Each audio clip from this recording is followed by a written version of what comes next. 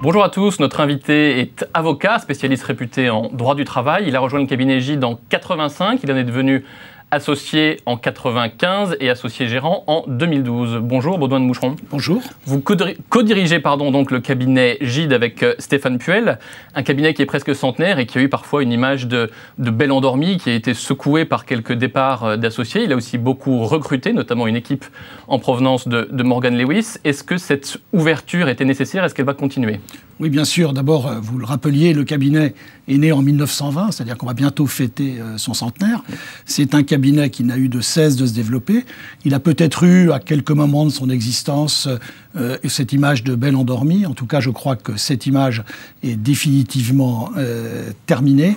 Aujourd'hui, nous sommes résolument, et nous l'avons prouvé avec l'arrivée d'une vingtaine d'avocats en provenance d'un cabinet américain, vous le citiez également, Morgan Lewis, nous avons décidé de continuer le dynamisme qui a toujours été la marque de fabrique de notre cabinet. Quelle va être la stratégie internationale, par exemple, du cabinet qui est déjà assez étendu dans le monde? Alors, oui, notre cabinet déjà a 17 bureaux, dont 16 en dehors de Paris. Paris est certes la base principale, mais la moitié de nos avocats travaillent dans nos 16 autres bureaux internationaux.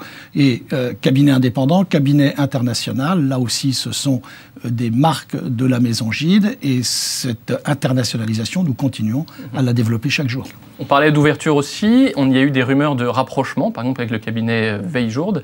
Est-ce que des rapprochements sont possibles pour le cabinet Gide?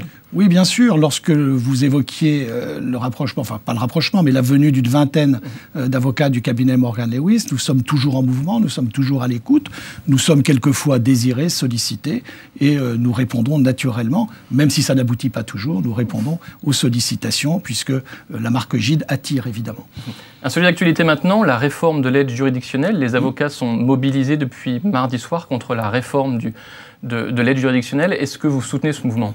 Écoutez, les avocats sont par nature solidaires et bien sûr, je soutiens à titre personnel le mouvement de grève de l'aide juridictionnelle ou de la désignation par notre bâtonnier d'avocats au titre de l'aide juridictionnelle pour différentes raisons. C'est que les avocats en général sont très sollicités par définition dans le cadre de l'aide juridictionnelle, et que le projet, s'il augmente effectivement la rémunération, pas de façon considérable, mais un petit peu, s'il augmente le budget alloué à l'aide juridictionnelle, prévoit dans le même temps une ponction chez les avocats pour le financement de cette aide juridictionnelle.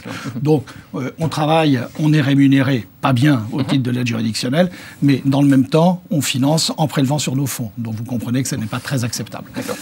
Vous êtes spécialiste du droit du travail. L'une des dernières grandes réformes du quinquennat, c'est la réforme du droit du travail, avec un code du travail qui a été jugé trop complexe, illisible, qui ne protégeait pas assez les salariés.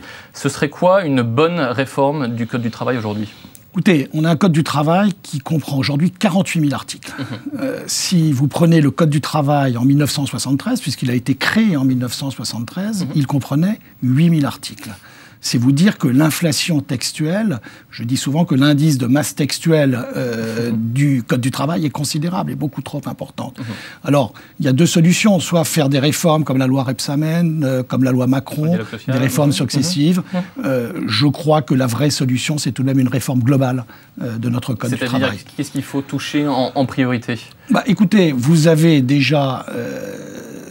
ce que disent le professeur Badinter, monsieur Badinter, pardon, et le professeur Lioncan, dont on ne peut pas considérer qu'ils sont des libéraux à tout crin, ces deux sommités viennent vous dire que le Code du travail n'est plus gérable aujourd'hui pour l'entreprise et pour le salarié et pour les partenaires sociaux, et qu'il faut absolument le simplifier. Vous avez le rapport Combrexel du mois de septembre qui vient vous dire qu'il faut que le Code du travail contienne les principes fondamentaux et le reste doit être traité par les accords collectifs, les accords de branche ou les accords d'entreprise. Et ça, c'est une solution. La loi Macron a été votée récemment. Elle a notamment encadré les indemnités au prud'homme. Quel est votre regard sur cette loi, sur l'ensemble de cette loi, et puis sur les prud'hommes en particulier? Alors, la loi Macron contient beaucoup de dispositions, et pas uniquement, évidemment, en droit du travail, mais dans le domaine que je connais le mieux, c'est-à-dire le droit du travail, il y avait, puisque ça a été retoqué par le Conseil constitutionnel, cette disposition sur le plafonnement des indemnités en cas de licenciement sans cause réelle et sérieuse. Je trouve que l'idée est relativement bonne, puisque dans notre droit positif, aujourd'hui, un salarié qui a au moins 2 ans d'ancienneté, si son licenciement est reconnu sans cause réelle et sérieuse, a droit à un minimum de 6 mois de salaire à titre de dommages et intérêts, mais la loi ne prévoit pas de maximum, c'est-à-dire qu'on arrive à des situations qui sont intenables pour les entreprises si les juges prud'homaux ou les cours d'appel viennent allouer des dommages et intérêts qui sont sans rapport avec le préjudice réellement subi, et malheureusement, ça peut arriver.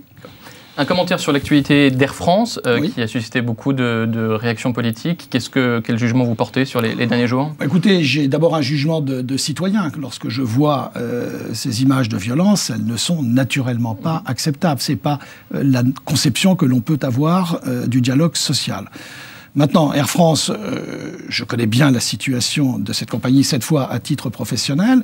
Je constate que cette compagnie, confrontée à la concurrence des compagnies low cost et à la concurrence des compagnies du Middle East, enfin du Golfe, ne cesse de chercher des solutions pour continuer à se développer tout en préservant l'emploi du mieux qu'elle peut.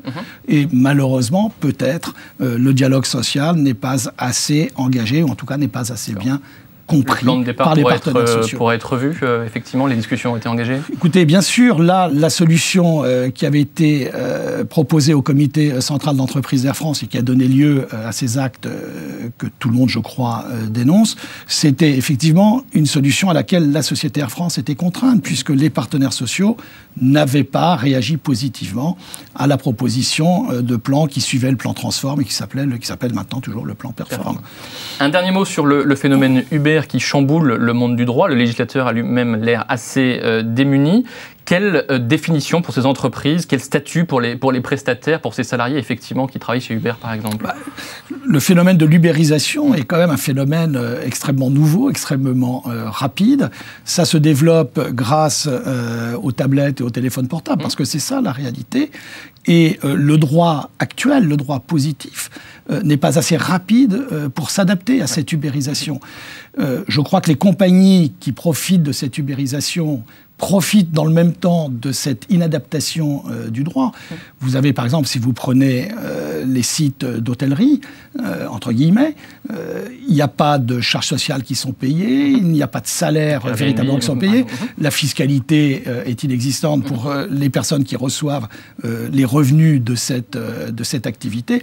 Donc vous voyez, je crois que le droit doit s'adapter plus vite et les entreprises elles-mêmes qui entrent dans ce phénomène d'ubérisation doivent également comprendre et considérer qu'on ne peut pas profiter du droit positif toujours et qu'il faut attendre peut-être que le droit s'adapte. Merci beaucoup, Baudouin de Moucheron. Je vous en prie, merci à vous.